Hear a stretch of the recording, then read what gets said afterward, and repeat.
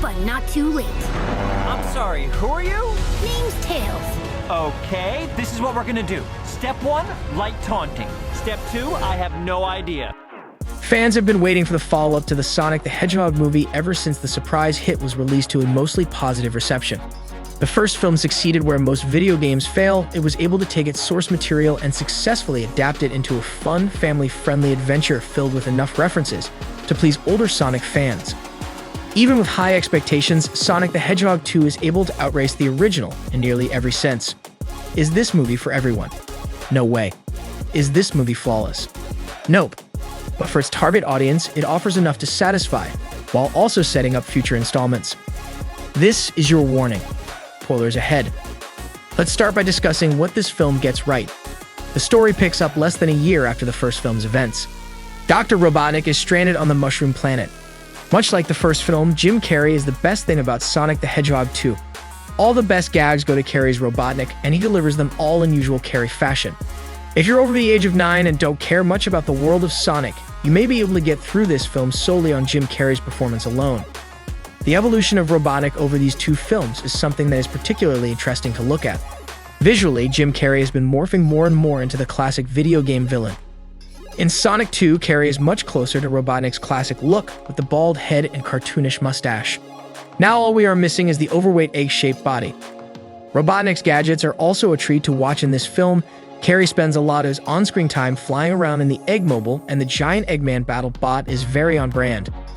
Whenever Dr. Robotnik is on screen, the film becomes far more palatable, and strangely enough, he is able to get the most out of the three CGI characters, Sonic, Tails, and Knuckles.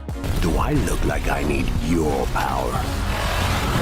Speaking of the CGI characters, how are they in this movie? Sonic is largely unchanged. He still reeks of PG Deadpool energy, throwing out cringy one-liners and pop culture references that will date this film within a few years. Oh great, the Winter Soldier. Sonic's relationship with Tom, played by James Marsden, has shifted away from friends or brother to a father-son relationship.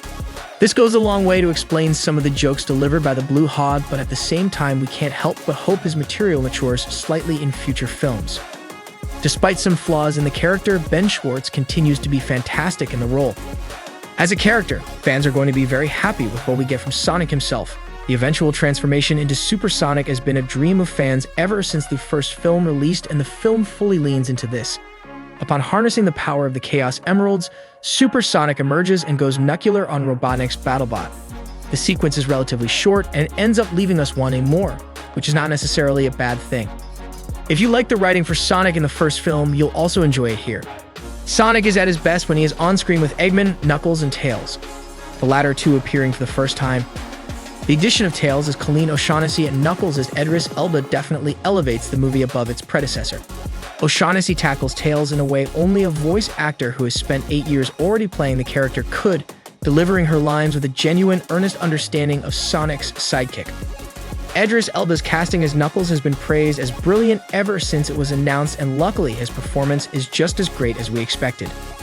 Knuckles' story throughout his movie is rather predictable, teaming up with the villainous Robotnik before eventually realizing that Sonic and the gang might be better friends. When Sonic and Knuckles get to battle, it's thrilling. Knuckles seemingly beats Sonic in most of their interactions.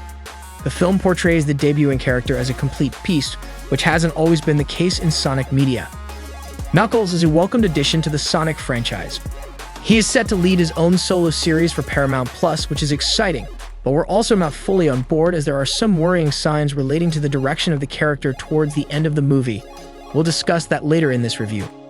Ultimately, for anyone who has ever touched a Sonic game, you can't help but smile when the beautifully animated trio are together. The three all get to pose together Avengers style before taking part in the final battle. It's a wonderful visual moment that fans will likely screenshot and share for years to come. Tails and Knuckles are not the only new characters making their debut in Sonic 2. A post-credit scene also sees the reveal of Shadow the Hedgehog. Again, for fans invested in the world of Sonic, this will be a huge moment. Expect months of theories and speculation regarding the role of Shadow in Sonic 3. Apart from the MCU, it's rare that a franchise can actually capitalize on what was set up in post-credit scenes. Sonic is one of the few franchises that bucks this trend.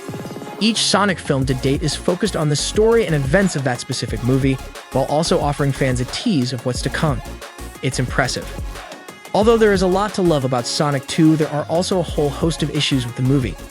You know, you're all right, Thomas Wachowski. Yeah. Can we bury the hatchet? I'd love that. Yeah? Yeah. All right, bring it in. All right. Great. Oh. And if you screw up my wedding, I will end you. Number 1 on that list is the extended runtime. The sequel is almost 30 minutes longer than its predecessor, and you can feel that time in large part thanks to scenes that could have easily been cut. The dance battle in the Winter Lodge feels far too similar to the bar fight in the first movie and could have been cut easily. The whole side plot revolving around the Hawaiian wedding is bizarre, boring, and completely uninteresting. The most exhausting scenes in the movie are the human-focused scenes not featuring Jim Carrey. Whether it's Agent Stone and Wade arguing about a bagel or Randall and Rachel fighting about a catfish wedding, you'll find yourself checking your watch. On the hero-human side, the film only really needs James Marsden and Tika Sumpter, and in all honesty, the film doesn't really give them a lot to do either. The writers could have written them out completely because of their vacation before returning at the end to reunite with Sonic. We mentioned Deadpool-esque humor earlier, and it can become jarring as the film unfolds. Throughout the film, he'll reference the Winter Soldier, Vin Diesel, The Rock, and Parks and Recreation. They're delivered as jokes, but don't really hit as such. They're more so statements that insinuate that Sonic keeps up to date with pop culture. It's a confusing choice for the character as they will likely go over young audiences' heads, and they are clever or funny enough to get a laugh out of older crowds. The final concern is less so an issue with the movie, but rather something that could become a problem with future projects in the Sonic universe. Throughout the film, Knuckles is portrayed competently. He definitely has more brains than brawn, but he's certainly no fool. It is therefore worrying that in the final moments of the movie, the character can't seem to say baseball, pronouncing it base of ball caveman style.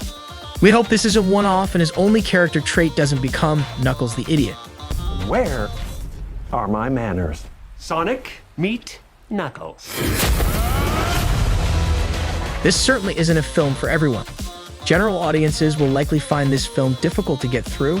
The exhausting human-led scenes and cringy writing can be hard to stomach. However, for longtime Sonic fans, this film is a triumph. It's obvious that a lot of care has been put into creating a project for those familiar with the source material. If the filmmakers want to expand the reach of these movies, they need to consider tightening up the scripts for future installments. Overall, this is another solid entry with enough to make us intrigued for the next installment.